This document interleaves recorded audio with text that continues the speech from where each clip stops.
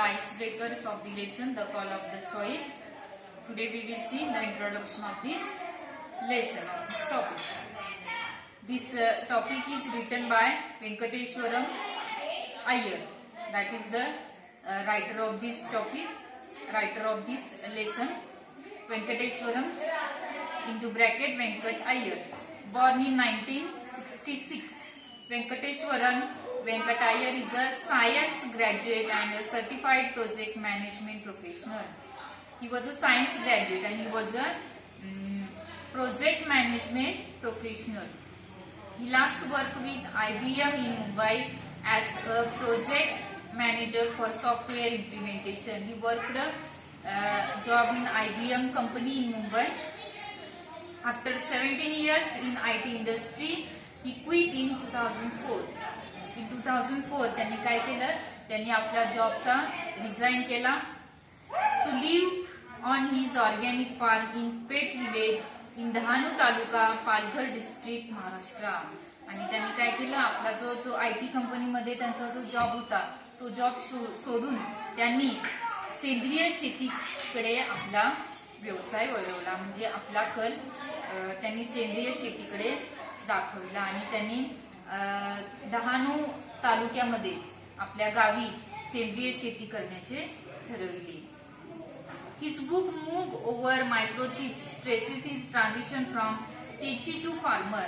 आणि काय झालं, त्यांनी जे बुक लिहिलेलं आहे मूव्ह ओव्हर मायक्रोचिप्स, हे जे नावाचं ते त्यांचं बुक आहे, त्यामध्ये त्यांनी टेची टू फार्मर म्हणजे एका वैज्ञानिकाची म्हणजे एका तंत्रज्ञानाकडून शेतीकडे त्यांचा कसा कल वाढत गेला. हा एक व्यवसाय बदल नसून काय झालेला आहे, तंत्रज्ञानाचा शेतीकडे वाढलेला कल या पुस्तकामध्ये त्यांनी दाखवलेला आहे, आपण पाहू शकतो.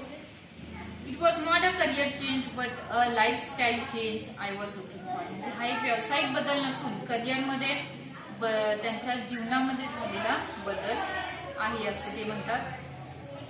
He says about his decision to shift to the quieter environs of a village. आणि त्यांनी काय केलं, मुंबईतील आपले प्रतिष्ठित व्यवसाय सोडून त्यांनी काय केलं, सेंद्रिय शेती करण्याचे ठरवले. हा खूपच मोठा बदल त्यांच्यामध्ये झालेला आपण या पाठामध्ये पाहणार आहोत. He was resolute in spite of numerous challenges which he faced. आणि हे करताना हा एक इझी टास्क नव्हता त्यांच्यासाठी. खूपच त्यांनी प्रॉब्लेम फेस करून त्यांनी आपल्या सेंद्रिय शेतीकडे आपला कल वाढविला. Today not only does he delivers lectures on organic farming but also has joined hands with organic farmers and NGOs working in the organic field to propagate organic farming. त्यांनी काय केलं, आज ते ऑर्गॅनिक फार्मिंग म्हणजे सेंद्रिय शेती यावरती lectures देतात. त्याचबरोबर त्यांनी अनेक NGOs अनेक संस्था आहेत सेंद्रिय शेतीबद्दलच्या, त्यांच्याशी देखील त्यांना ते मदत करतात. म्हणजे सेंद्रिय शेतीबद्दल जे जे त्यांच्याकडून शक्य आहे ते सगळं ते करत आहेत. Ensure that the land at least is not ravaged while they try to make a living out of agriculture. आणि आपले जे लँड आहे म्हणजे जे आपण हे म्हणतो भूभाग म्हणतो लँड, ते तसंच पडून न राहता त्यावर आपण सेंद्रिय शेती करून त्याचं जे सुपीकता आहे त्याची सुपीकता आपण टिकवली पाहिजे असं ते यामध्ये म्हणतात. म्हणजे सेंद्रिय शेतीला प्रोत्साहन देण्यासाठी आजही ते प्रयत्नशील आहेत. ते अनेक लेक्चर्स देतात त्यावरती आणि ज्या काही संस्था आहेत त्या संस्थांना देखील ते मदत करतात. सेंद्रिय पद्धतीने घेतलेल्या आपल्या मूळ या पिकाविषयी ते या पाठामध्ये माहिती सांगतात.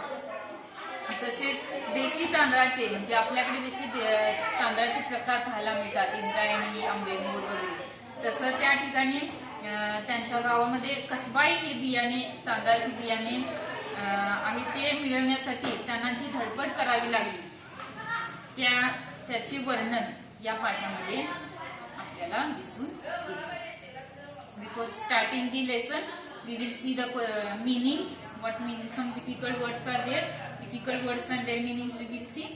Write down first one in your notebook. Lush. The meaning in English already given in your textbook. sparkles. Write down first meaning, lush.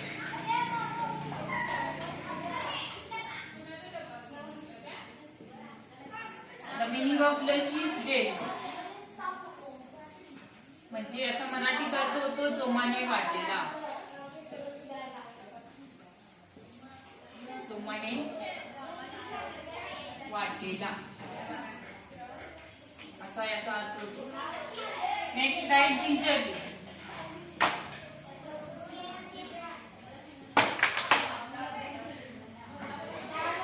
Gingerly. Already the meaning is given in your textbook. Very carefully. Very carefully. म्हणजे काळजीपूर्वक ज्याला आपण मराठीमध्ये म्हणतो. Next काय third one फॉलेज.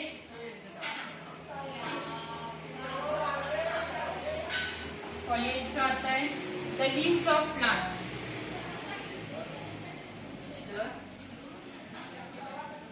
Leaves of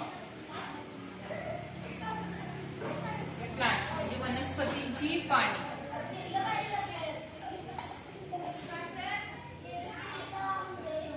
वनस्पतींची पाने.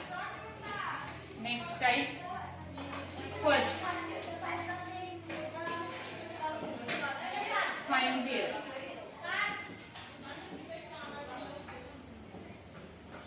म्हणजे शेंगावर जे बारीक लव असतात उसळ झाला म्हणतो केस झाला म्हणतो त्यावर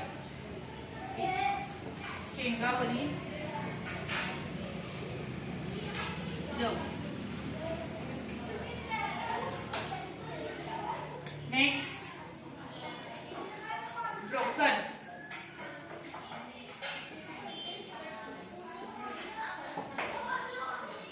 mediator between buyer and seller म्हणजे मध्यस्थी ज्याला आपण म्हणतो. मध्यस्थी घेणारा आणि घेणारा याच्यामध्ये जो मध्यस्थी असतो त्याला ब्रोकर म्हणतात.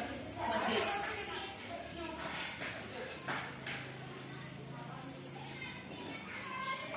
Next write adjacent.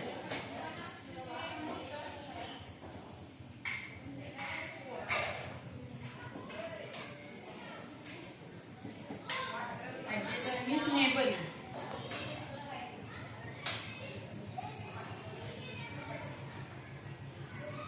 शेजारचा.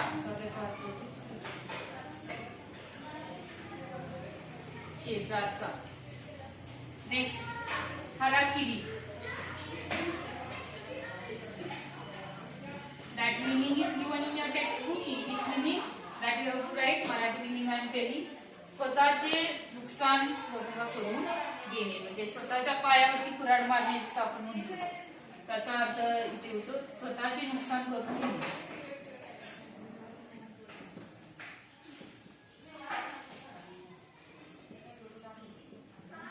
स्वतःचे नुकसान करून घेणे. Next right awful.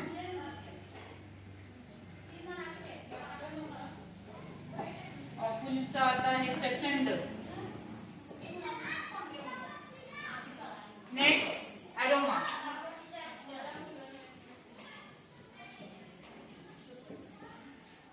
Fragrance we are seeing that. Fragrance म्हणजे सुगंध.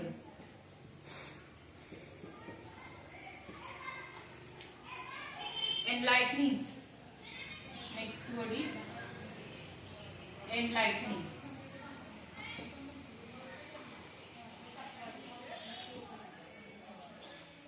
माहिती व ज्ञान देणे. एनलाइटनिंग म्हणजे माहिती व ज्ञान देणे. Next right rattle.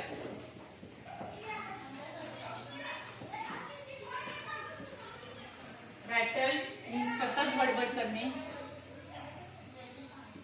सतत बडबड करणे. नेक्स्ट इन्सिपिड.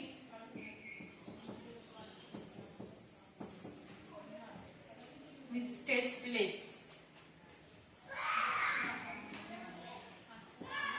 tasteless, बेचव, चव नसलेला, बेचव. Next right, propagate.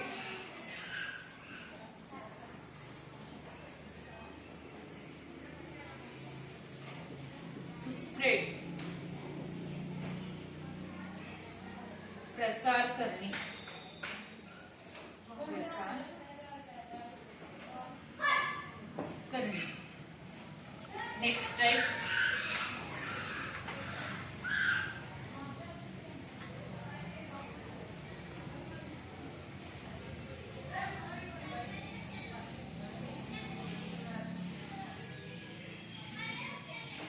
Hamlet.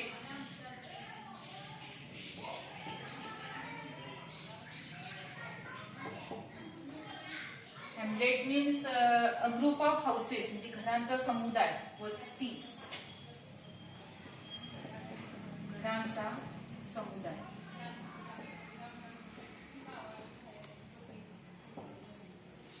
Next, dialect.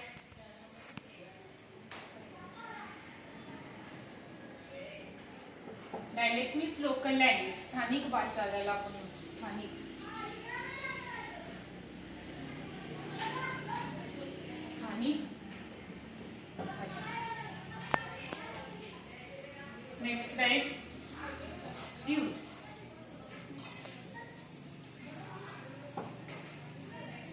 म्हणजे पश्चाताप.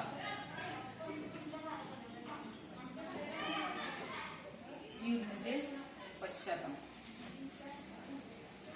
Next type, 17, mutter means utter,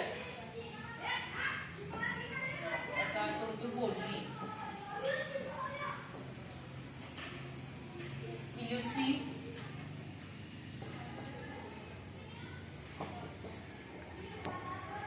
दुर्मिळ. Last one, right? 19 number,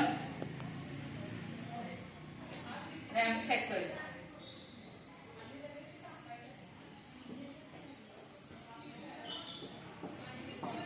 That is mean मोडकळीस आलेला.